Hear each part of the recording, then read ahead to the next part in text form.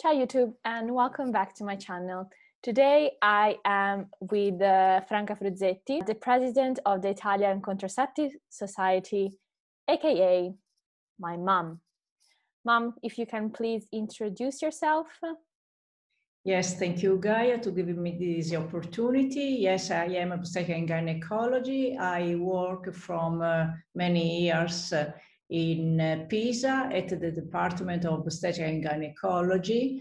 My skill is in reproductive endocrinology or gynecological endocrinology. And I am the president of the Italian Society of Contraception. Gaia invited me to speak with you about contraception and the importance of contraception in the life of a human. And also today we're gonna touch on all the confusion that we hear about hormonal contraception and what is the relation to the vaccine against the COVID. So let's start with a general comment about contraception in young people and its importance.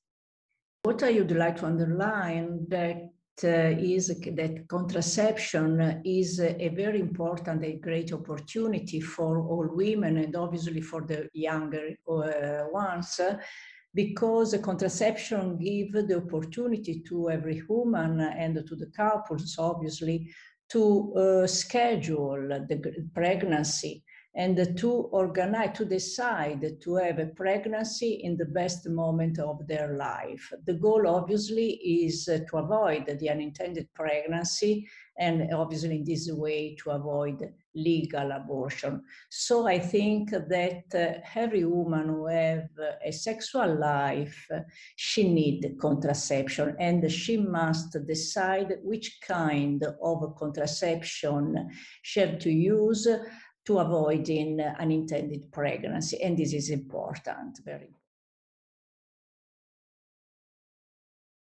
Great. And in your opinion, which are the contraceptive methods that are more effective? Obviously, the more effective are the surgical ones, but they are not indicated in the young people. For young people, I think that very important are hormonal contraceptives. And in the field of hormonal contraception, you can choose between a very wide range of formulations because you can choose a contraception by oral route, or a contraception by vaginal route, or patch, so transdermal route. And also you can choose the so-called long-term contraceptives. That's mean to insert in the uterus some systems that stay in the uterus for 3 or 5 years, as you prefer, or other kind of long-term contraceptives are the implants that you can put in the arm, just under the skin, and the implant stay there for at least 3 years. So in this way, they assure a very long-term contraceptives. Other than contraceptives, they assure also many benefits and improve their quality of life. All pelvic pain significantly improved by all kinds of hormonal contraceptives. Particular estroprogesterone contraceptives are the main important treatment for acne lesions to improve the skin of this kind of women. Other kind of benefits come for those women who have in the premenstrual phase of their cycle symptoms such as increase in the weight because there is an increase in water retention. So in all these cases, the use of estroprogestin preparation by oral route, by vaginal, or by patch is the same, but the use of hormonal contraceptive in general may give important benefits to these women. So-called extra contraceptive benefits of hormonal contraception. Yeah, sure. I myself, I didn't start to take a pill for contraception. I did start for other reasons. Yes, also for other reasons. So, and how do you decide? Because nowadays there are so many different methods, right? You mentioned the transdermal, the pill, vaginal, contraceptives.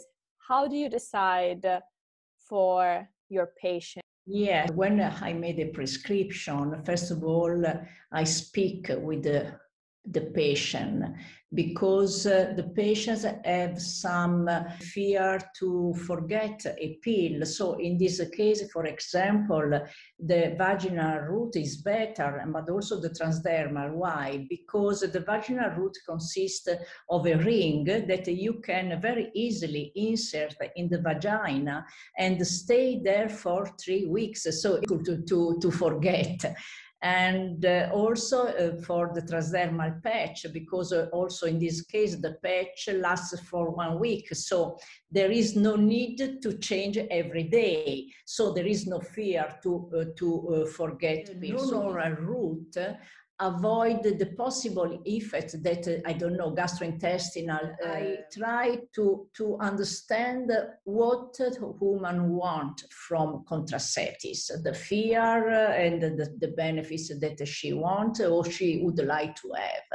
So it depends from case to case. Yeah, and this can range from, like you said, if you have some intestinal issues that may interfere with the absorption, lactose intolerance. Yes. And so we talked about the benefits behind the contraception of these contraceptive methods. What are the risks, though, associated with taking any form of contraception? First of all, obviously they are hormones, so hormones may have some risk, but actually all the formulation that we are using today are very, very low doses, and they are very safe, in my opinion. The most important is the possibility of venous thrombosis, when a clot occlude a vein. This spontaneously may occur in women, but the incidence is very, very low. Spontaneous incidence is about 2-3 cases over 1,000, okay? If you take the pill, you can double the risk, but what does it mean in absolute term? Is instead of 3 or 2, we may have 6 to 9 events over 10,000 people who take the pill. So these risks are very, very rare, very, very rare. You can overcome this risk speaking at the time of the prescription, collect history, try to find all possible risks that may increase these side effects. A familiarity for thrombosis. Familiarity for thrombosis is mean if, I don't know, your mother or the grandmother, grandmother have an event, but in a young age, because when you talk of familiar, we refer to a young age, lower than 45 years of age. It is not the grandmother which can have this accident in the old age, but when they are young. If your mother had a history of thrombosis when she was, I don't know, 30 or 40, in this case, the pill or estroprogestin preparation cannot be prescribed. The risks are very, very low. But by collecting a very careful history of the patient, we can avoid this possibility and to render very safe the hormonal contraception. the most important component that may give side effects is estrogen component, estrogenic component. So in case of a history with contraindication to hormonal contraceptives, such a pill with estroprogestins, I can prescribe a pill without estrogens because we have hormonal contraceptives with only progestins. I can choose a pill without side effects or if I found some important risk factors. Okay. So we have been hearing, especially in the news, speaking bad about the vaccine and say that it's particularly bad if taken by women that are prescribed hormonal contraception. You can give an overview on it and to clear some of this confusion on the topic. Yes, first of all, I would like to say that as far as the COVID infection, women are protected by hormones. There is a very interesting in UK showing that women hormonal contraceptives have a lower incidence of COVID infection. Hormones are protective against COVID infection. There is one of these vaccines, in particular AstraZeneca, that cause some side effects, a thrombotic side effects, in particular cerebral and visceral thrombosis. Actually, the possibility to have these side effects is very, very low in the population because until 10 days ago, it has been calculated 6.5 episode of thrombosis over 1 million of doses given. The analysis of these cases revealed that episode occurred mainly in women with an age less than 55 years. AstraZeneca administration has been forbidden for very young people. The young people can do Pfizer or Moderna. For these last two kinds of vaccine, not being reported important side effects, so they are safer in young women. And when newspapers start to speak about this complication of vaccine, they suppose that hormones, in particular the pill, may increase this possibility. So the possibility to have a thromboembolic accident after vaccination. Because this event that has been observed after vaccination are thrombosis. Actually, this is not the true. This is only a fake news because the increasing coagulation and so the thrombotic event stimulated by vaccine occur through a mechanism that is completely separate, completely different from the mechanism on which hormonal may have an influence. So there is no association or non-addition of this possible effect.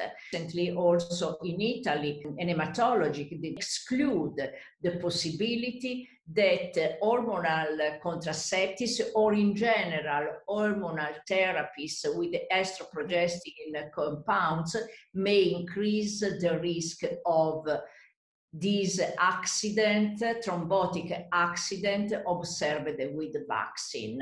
The final conclusion is that you must do the vaccination. This is my personal opinion. But obviously in young people must be used no AstraZeneca but other vaccines that are safe for young people. The pill has no role, or estroprogestin in general therapy have no role in increasing the risk of these possible complications. So I think it's very important, especially because as young people, we tend to read news on Facebook, Instagram, and it's scary because if you take the pill and you hear about that taking the pill and getting the vaccine increases your risk of thrombosis, that's scary. I received many letters or messages from my patients because they obviously these problems, so they need to be reassured. Especially because it's important to remember, like you said, that those are two different processes. So the processes in the body where vaccines take place are different compared to the processes where the pill works. Yeah. And so those are not related. And like anything in science, correlation does not equal causation. So if episodes of thrombosis have been seen in women that were taking hormonal contraception, that does not mean that hormonal contraception caused the thrombosis in the first place. Thank you for the best explanation.